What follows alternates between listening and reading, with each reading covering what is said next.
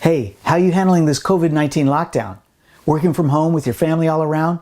Papers are probably flying? Feeling a bit stressed? As Kramer would say, oh yeah, I'm stressed.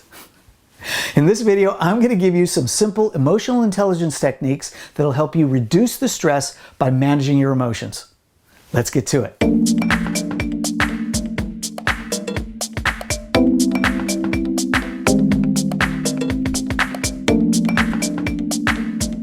Hi, I'm Paul Peixoto with WholeWorker, and I've been training professionals like yourself for over 20 years. Now, give this video a like, and when you do, subscribe to this channel and ring that bell so that you get notification every time I post a new video. And stick with me to the end, because I've got a free tool for you that'll take your career development skills to the next level. Now let's get to managing your emotions during this trying time. Okay, before we go anywhere in emotional intelligence, or EQ as it's known, let's define it. EQ is your ability to recognize and understand your emotions and the emotions of others, and to manage those emotions and build better and stronger relationships. Now, within emotional intelligence, there are 4 competencies, or 4 skills. There's self-awareness, social awareness, self-management, and relationship management. For this video, we're going to talk just about self-awareness and self-management, the 2 skills that pertain to you directly, and help you boost your EQ score so that you can live a little bit more stress-free during this trying time with the COVID-19 lockdown. Okay, the first skill we want to increase in our emotional intelligence in order to decrease our stress level is the skill of self-awareness. What we're talking about here is becoming aware of how our emotions influence our behavior. Now, there's 3 things I want to point out for you here. The first is that we have a tendency to think of emotions as good or bad. We think of anger as bad and happiness as good. Don't think of them that way. Think of them as resourceful or unresourceful in a given situation, right? They're all trying to tell us something. The question is it a resourceful emotion at that given point in time, or is it an unresourceful emotion at that given point in time? That's one way to increase your self-awareness. The other is to stifle the inner critic. You know, judgment just stems off emotional growth. When we say things to ourselves like, I shouldn't have reacted that way, it's not helpful, because the fact is you did react that way. So the question becomes, what can we do to change that? So you have to sit with the emotion for a while. If you blew up and got angry, don't say, I shouldn't have gotten angry. Say to yourself, why did I get angry? Sit with the discomfort of that anger and try to figure out where that anger is coming from. Usually, here's a clue, usually we're not angry about the thing we actually blew up about. There's something else going on behind the scenes. When we sit with that emotion for a little bit of time, our observations of our emotions in ourselves gain depth. That's really, really important, and will help you in gaining some self-awareness with how your emotions are playing out within your body. Another technique I want to give you that will increase your self-awareness of your emotions is to start an emotional journal. What I want to encourage you to do is to check in with yourself during the day. You know, we have an emotional state at every moment of the day. So the question is, what is my emotional state right now? And catalog those things. Check in with yourself and just make a mental note, or you can even write them down throughout your day. What emotions am I feeling? Then at the end of your day, I want you to do a debrief with your journal specifically and write down, what general emotions did you have? What were the major emotions of the day? How did they affect your decision making and your behavior? This can be really helpful as we chart that process over time and begin to see some patterns there. Help you deduce which emotions are really causing you difficulty in making decisions and in interacting with others, and which you need to really pump up, which you need to get and strengthen. So start an emotional journal. It can be really, really helpful. Hey, if you'd like to go deeper into developing your emotional intelligence, I have got a complete online course that will help you develop your EQ. And as a matter of fact, for this COVID-19 crisis, I've reduced the fee from $97 down to $37. I don't know how much longer I'm going to keep it at that rate, but as long as this rolls out, I'm going to keep it low so that I can make it available to as many people as possible. The class includes over 3 hours of video, and I'm in the classroom with you, and I give you over 30 practical techniques that you can increase your EQ in all of the 4 areas of emotional intelligence competency. So check it out. I'll put the link to the course down below in the show notes. Okay, the next skill we want to increase our emotional intelligence is the skill of self-management. And here's where we're actually talking about managing our emotions throughout the day and throughout our week and throughout our months.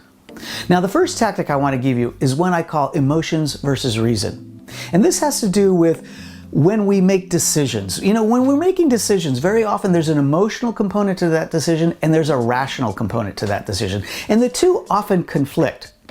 Those can be sorted out very easily by asking yourself 2 questions. The first question is, where is emotion clouding my judgment? Where is emotion clouding my judgment? Very often emotions get in the way of making rational decisions. So we want to make sure that we tamp those emotions down a little bit, or at least keep them in control. That question will help you do that.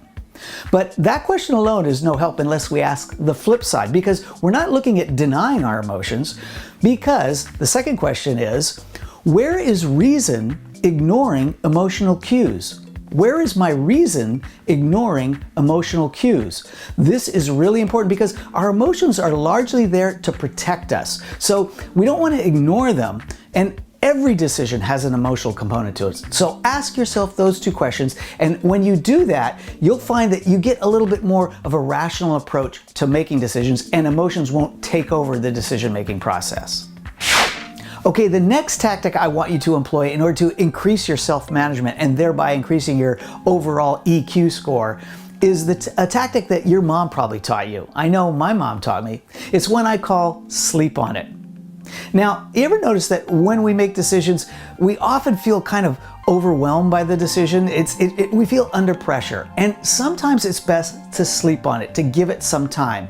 By employing this tactic, we do 3 things to the decision-making process, 3 very effective things. The first thing that sleeping on it does is it induces reflection, right? It forces us to reflect. We're not making the decision in that quick moment, so it forces some reflection. The second thing it does is, as we reflect, it encourages rationalization. The emotions of the moment are diffused and we start thinking clearly and rationally. And the other thing it does has nothing to do with us, it has to do with external situations, and that is that it allows for changes in the situation. This is really important. You ever notice that some decisions solve themselves overnight? You wake up in the morning and you don't have to make that decision anymore because the situation changed.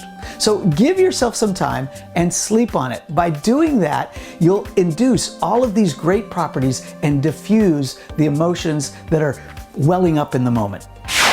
Okay, the last technique I want to give you under self-management skills is the skill of visualization. This is really important. You know, visualization is helpful in almost every aspect of our personal development, and it can really help us here in increasing our emotional intelligence. Here's how. You know how there's situations in life that you go into it, you know you're going to get emotional about them? Like, for example, speaking in public often makes a lot of people very afraid and fearful, right? So they know when they speak in public, they're going to get afraid. That's going to happen all the time. There's certain situations where you know you're going to get angry.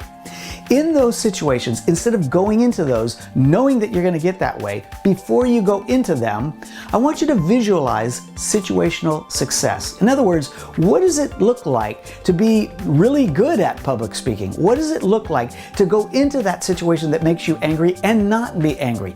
Picture that in your head with lots of bold detail. Picture it over and over and over again. What's happening here is, you know, your brain can't discern between your imagination and reality. That's really cool. So if you build up that picture within you of situational success, you can overcome that fear or that anger, whatever that trigger situation is that causes you to act in a certain emotional way. Okay, I hope you found those ideas helpful in increasing your emotional intelligence so that you can decrease your stress level during this trying time.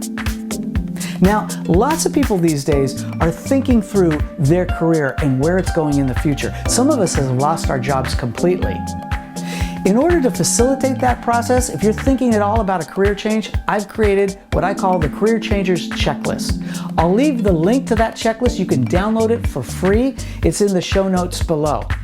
on the list are logical questions and steps you can ask yourself and carry yourself through to take you through the whole process of making a complete career change. In it are embedded video links with YouTube videos that are right here on this channel that can help you with that process as well. So again, the link is in the show notes below.